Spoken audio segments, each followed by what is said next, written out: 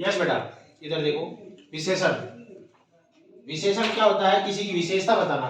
इसकी परिभाषा बता रखी है, संज्ञा व सर्वनाम की विशेषता बताने वाले शब्द को क्या कहते हैं? विशेषण। संज्ञा व सर्वनाम की विशेषता बताने वाले शब्द को क्या कहते हैं? विशेषण। संज्ञा और सर्वनाम आता है? संज्ञा की परिभाषा क्या है?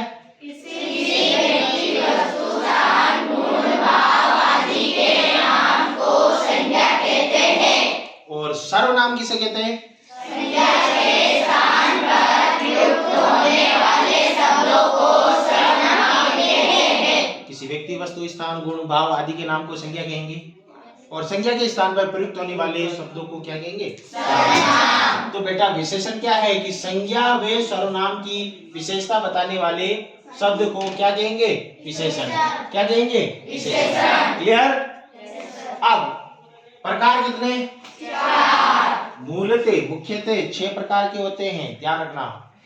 विशेषण 6 प्रकार के होते हैं, लेकिन आपकी क्लास के अनुसार अभी तक 4 ही बता रखे हैं। तो पहला विशेषण है गुणवाचक विशेषण। गुणवाचक विशेषण। इसमें भी देखो, गुण का मतलब होता है दोष, अच्छा, बुरा, सफेद, काला, रोगी, मोटा, लंबा या मीठा, ये गुण दोष है, ठीक है ना? तो इसलिए वहां गुणवाचक विशेषण आता है। और आपको बताया कि जैसे कि अच्छा, सर मोहन एक अच्छा लड़का है, तो ये उसका गुण है, समझ गए?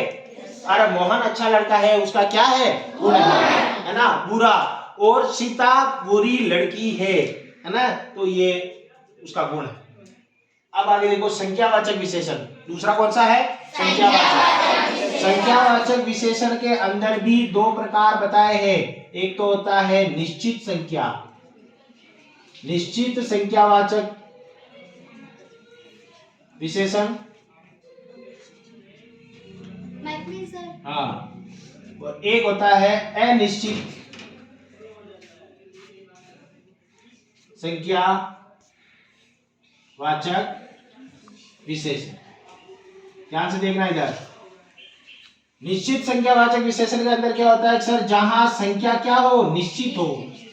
जहां संख्या क्या हो? निश्चित। निश्चित का मतलब होता है कि जैसे सर 10 रुपए, रुपए कितने? 10। 1 किलो, 1 किलोग्राम, जहां संख्या बताई गई हो, जहां निश्चित संख्या बताई गई हो, वहां क्या आएगा? निश्चित संख्यावाचक। अरे समझ में आ रहा है? yes, sir। जहां निश्चित संख्या बताई जाती है, वहां निश्चित संख्यावाचक होता है। जैसे एक निश्चित संख्या 10 रुपए, 5 रुपए, 1 किलो, 10 किलो, जहां संख्या निश्चित है वहां निश्चित होगा। अनिश्चित का मतलब होता है जिसका कोई, सर कुछ एक रुपए देना। अब कुछ एक कितने होते हैं?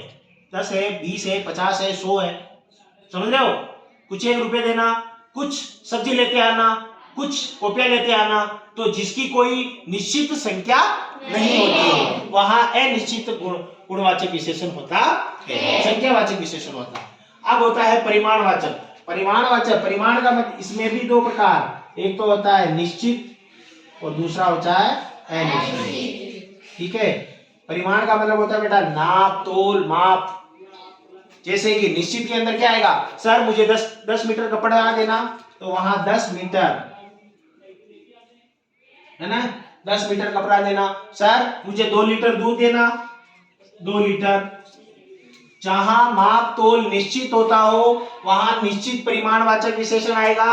और सर मुझे कुछ एक कपड़ा देना, सर मुझे थोड़ा सा दूध देना, सर मुझे बहुत सारी शक्कर देना। जहां ऐसे उदाहरण आता हो जहां संख्या निश्चित नहीं होती हो, जहां अनिश्चित परिमाणवाचक होता हो, वहां अनिश्चित परिमाणवाचक होता है। समझ गए? अरे समझ गए?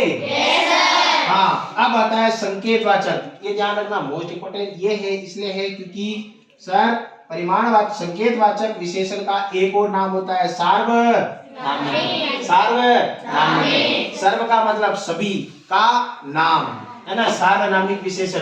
देखो सार्वनामिक विशेषण या संकेत विशेषण किसे कहते हैं? कि जहां शब्द किसी संकेत की तरफ इशारा कर रहा है। ठीक है, विद्यालय, विद्यालय, यह विद्यालय, तो ये संकेत है सर, यह विद्यालय है। आप एक गांव में जाओगे, गांव में जाने के बाद आपको विद्यालय नजर आएगा, क्योंकि वहां बड़े बड़े अक्षरों में नाम होगा, घंटी लगी हुई होगी, चारों तरफ पेड़ पौधे होंगे, वो क्या है, विद्यालय। लेकिन अगर आप एक गांव में गए, वहां देखा सर सीढ़ियां है, चारों तरफ है, एक घंटी लगी हुई है, लेकिन अंदर क्या है, मूर्ति है, तो वो क्या है, मंदिर। मंदिर। तो यही है सर संकेतवाचक विशेषण, यह विद्यालय है, वह बालक है, वह खिलाड़ी है। खिलाड़ी की पहचान होती है जिसके हाथ में बैट बल्ला होगा, जिसके हाथ में वॉलीबॉल होगी, वो क्या है, खिलाड़ी। समझ गए? अरे समझ गए?